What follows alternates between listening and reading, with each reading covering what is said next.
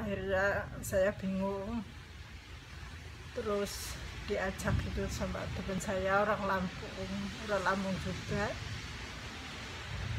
Dia itu kaburan, terus saya juga ikut dia kabur. Dia kerjanya itu di bangunan ya teman-teman, katanya sih enak, kaburan itu enak, gajinya itu segini. Jadi otomatis saya itu lagi bingung, pengen pulang, belum ada duit, ya ada di pikiran.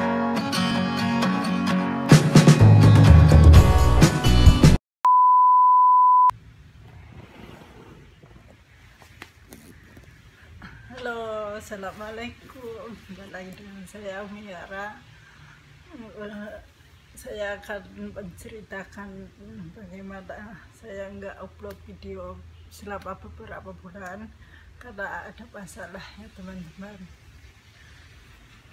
Saya akan menceritakan dari awal sampai akhir. Akhirnya saya kembali lagi ke majikan ini dan dia itu masih menerima saya untuk bekerja. Saya sama majikan sebenarnya sih itu masalah dibuat sendiri ya, karena saya itu orangnya itu kurang bersyukur, padahal majikan itu sangatlah baik.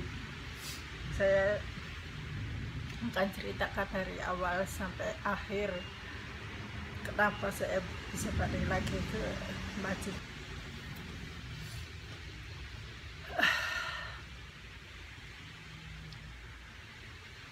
Saya bekerja di ini, sebenarnya saya nggak mau cerita ya, males gitu. Terus saya juga kan biarlah buat rahasia gitu, saya nggak mau menceritakan semuanya.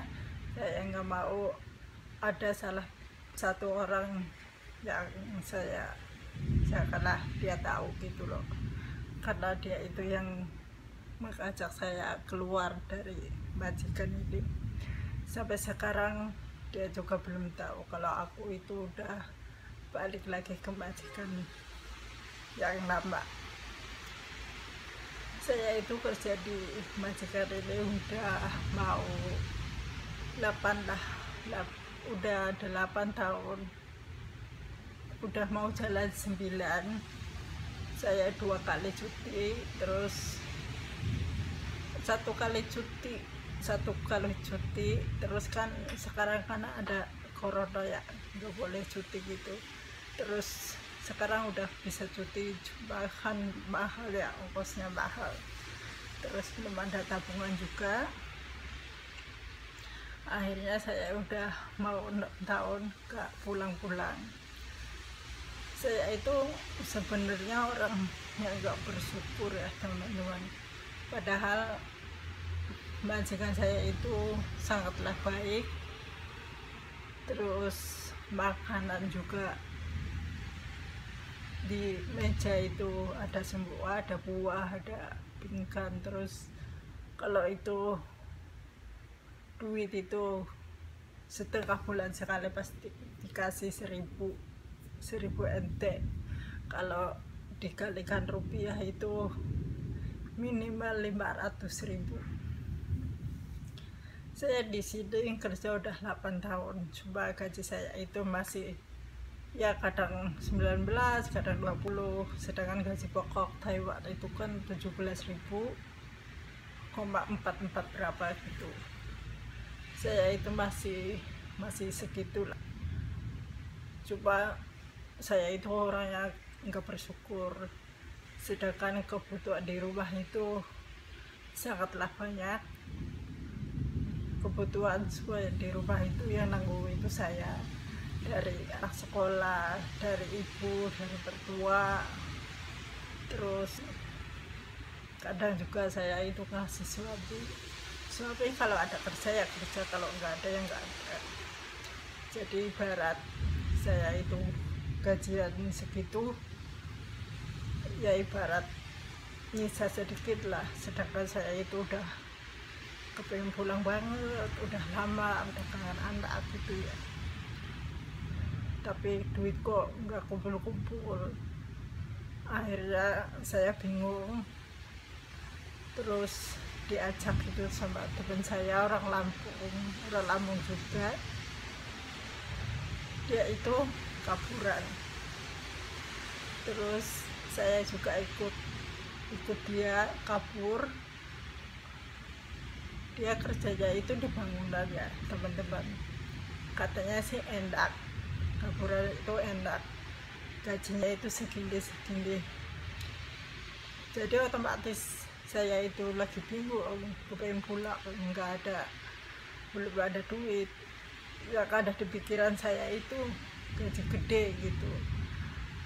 Terus akhirnya aku juga yaudah aku ikut kamu. Jadi aku sekarang aku posisinya itu di Taipei, kalau dia akan di Taichung. Saya itu bilangnya libur, waktu itu libur, terus dikasih majikan itu hari Jumat, hari Sabtu, nggak bisa Minggu karena majikan Minggu itu sibuk.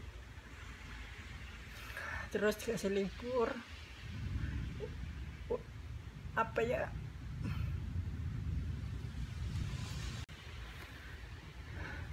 dikasih hari Sabtu itu libur. Terus saya itu baju itu udah saya siapkan semua, udah saya titipkan ke Sapam itu hari Jumatnya. Jadi Sabtu itu libur, aku itu tinggal bawa aja. Terus aku kabur, terus majikan juga katanya itu sampai jam 1 sampai jam 2 itu dia itu ngadur, khawatir saya gitu, kok nggak pulang-pulang gitu ya, sampai nggak tidur. Akhirnya nelpon lah anaknya, udah beberapa hari, terus lapor ke itu Insu lah, polisi. Jadi saya itu udah di daftar kaburan gitu. Saya pertama kabur itu kerjanya itu di bangunan dan teman-teman, kerja di bangunan ikut dia. Satu hari pertama saya datang ke temanku itu di Taichung itu, saya langsung besoknya itu ikut kerja di bangunan. Terus saya suruh tinggalnya itu sama temannya dia. Terus yang lebih parahnya itu dia itu mau nampung saya gitu loh, mau nampung saya, alasannya itu sepi, tidurnya nggak ada, kalau kamu mau ya itu kamu nanti beli kasur sendiri. Orang saya itu kan bawa duit cuma 3.000. Akhirnya ya udahlah, kata mandornya itu udah tinggal aja itu sama orang Indramayu itu. Akhirnya aku kerja hari pertama itu capeknya teman-teman. Orang kaburan itu nggak bisa dibayangin deh kalau nggak siap tenaga, siap mental. Nggak tahu ya kalau yang lagi nasibnya baik. Saya kerja pertama di bangunan itu, pulang itu nggak bisa jalan. Karena apa? Karena nggak biasa, capek. Saya majikan ini kan nggak ada kerjaan ya, kerja itu terserah aku lah. Hari pertama sampai seminggu itu capeknya minta ampun. Terus ada masalah juga gitu, ada masalah itu tiap hari. Maksudnya ada yang nggak, katanya saya nggak bayar makan lah, nggak bayar apa gitu loh. Sedangkan saya itu cuma makan di situ itu baru datang 2 hari, aku udah ngasih duit itu 400. Gak ngasih duit sih, cuma kan dia itu kepingin kayak saya gitu loh, beli selimut. Akhirnya tak kasih, tapi dia itu nggak bilang ke teman saya bahwa saya itu ngasih duit. Akhirnya bertengkar. Saya kan orangnya itu nggak bisa ngomong ya teman-temannya, kalau ngomong itu masih au gitu, nggak lancar saya emang kalau bertengkar itu. akhirnya ada masalah gede gitu ya, 1 bulan, 1 minggu saya di situ. Terus teman saya yang ngajak saya juga malah nggak belain saya. Terus akhirnya aku check out dari situ. Saya ikut agent lain, agent kaburan.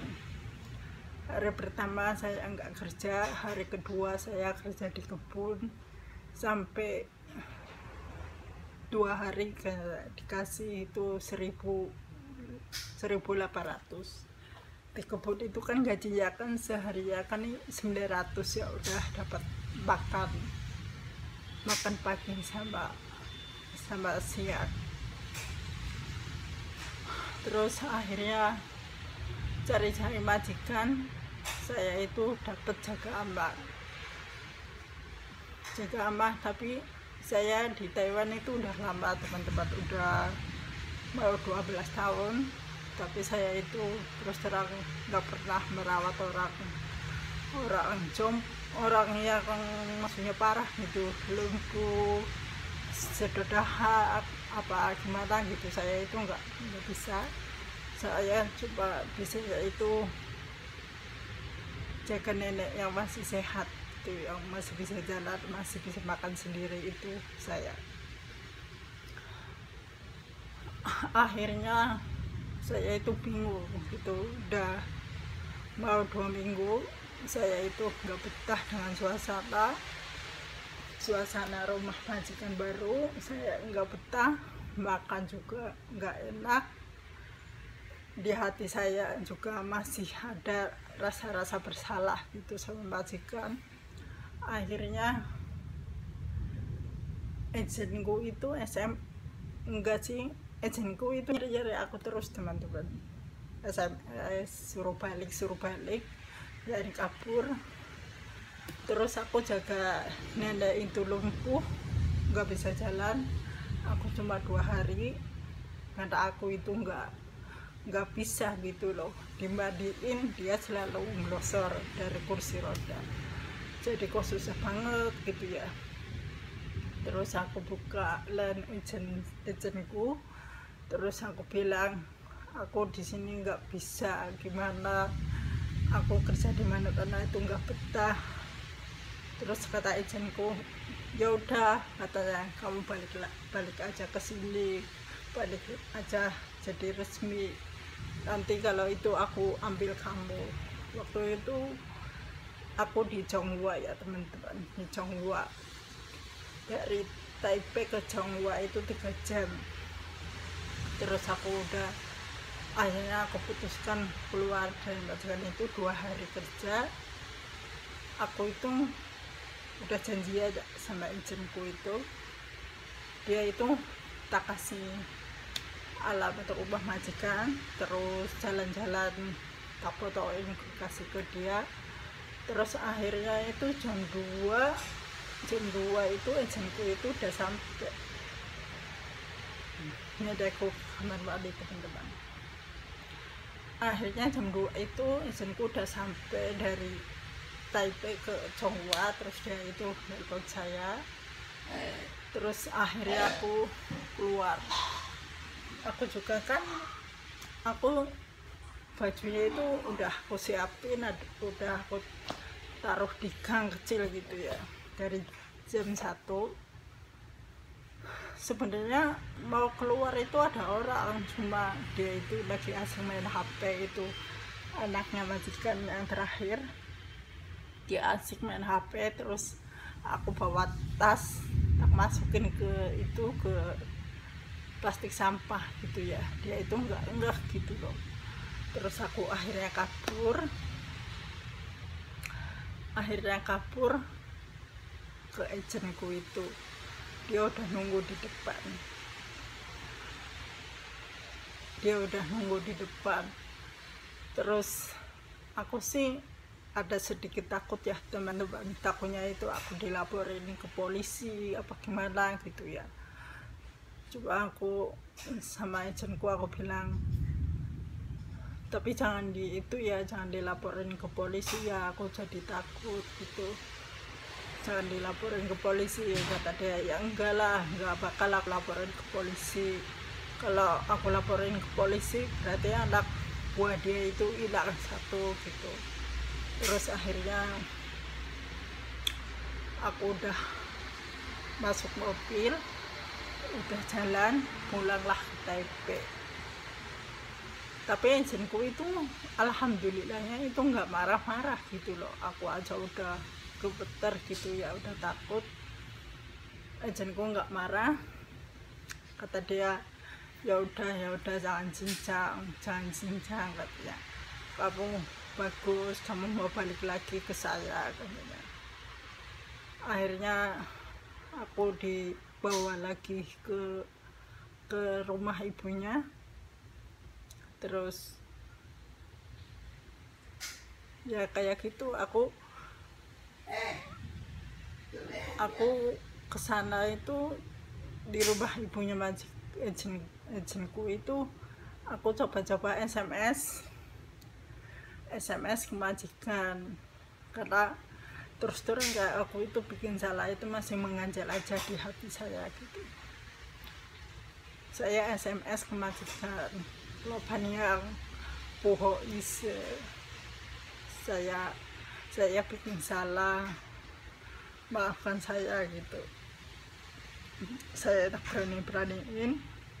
Terus kata suami saya juga, kamu harus minta maaf ke dia katanya. Insya Allah kalau misal ada rezeki kamu juga pasti balik lagi ke dia. Tapi nggak dibalas teman-teman, coba dilihat aja sama majikanku yang ini. Terus aku itu penasaran, disuruh telepon sama suamiku. Ya udah, nanti telepon aja ke majikan lo, insya Allah dia itu nggak akan marah katanya. Terus akhirnya aku beraniin telepon. Dia tanya, kamu baik enggak gitu. Terus alhamdulillah baik. Terus nenek gimana, ada yang jaga enggak? Kata dia itu, nenek enggak ada yang jaga, tapi nenek itu nyari kamu tiap hari. Terus aku kan bilang, aku kerja di mana-mana nggak betah, nggak ada yang betah. Terus majikan aku itu bilang gitu, terus gimana, kamu mau pulang lagi nggak ke saya gitu. Ya udah, kalau kamu nggak keberatan aku pulang lagi ke rumah kamu gitu. Tapi katanya kan, kata anak, kamu kan nggak mau saya lagi.